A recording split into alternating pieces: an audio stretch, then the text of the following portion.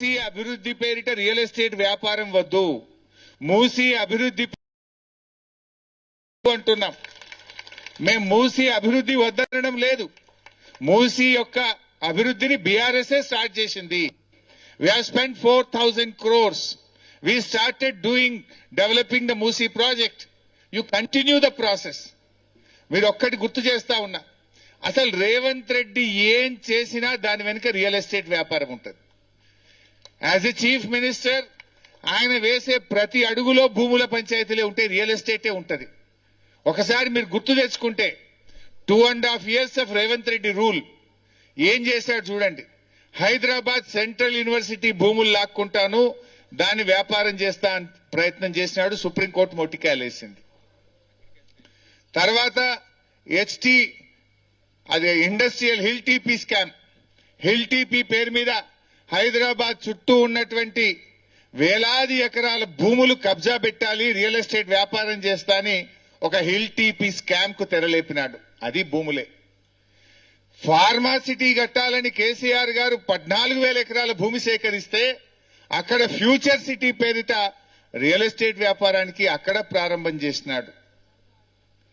ఈరోజు మూసీ సుందరీకరణ పేరిట ఇవన్నీ ఇండ్లు కూల్చి మీ అందరి భూములు లాక్కొని ఇక్కడ మళ్ళా బడా బడా కార్పొరేట్లకు, ఓ అంబానీకో అదానీకో ఒక మెగా కృష్ణారెడ్డికో ఈ భూములు కట్టబెట్టేటువంటి ప్రయత్నం చేస్తా ఉన్నారు.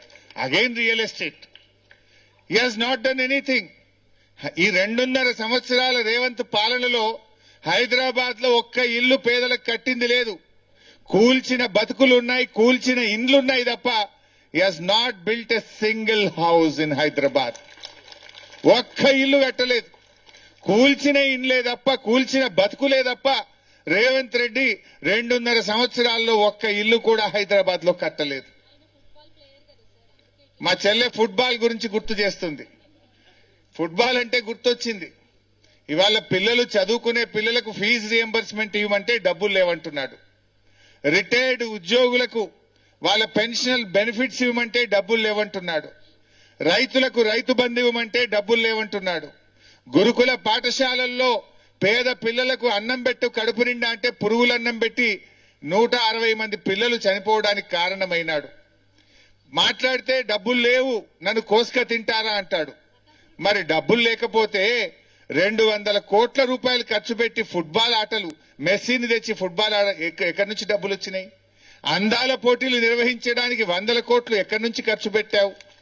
ఇవాళ జూబ్లీ హిల్స్ లో ఇంకో ప్యాలెస్ కట్టుండు రేవంత్ రెడ్డి.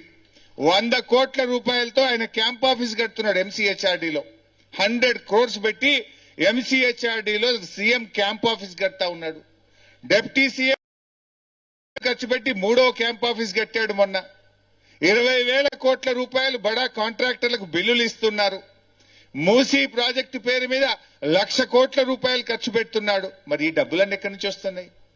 అంటే నువ్వు నీ జేబులు నింపుకోవడానికి కమిషన్ల కోసం డబ్బులు ఖర్చు పెడుతున్నావు తప్ప పేదలకు ఇవ్వమంటే డబ్బులు లేవు అని మాట్లాడుతున్నాడు ఈ రోజు రేవంత్ రెడ్డి గారు.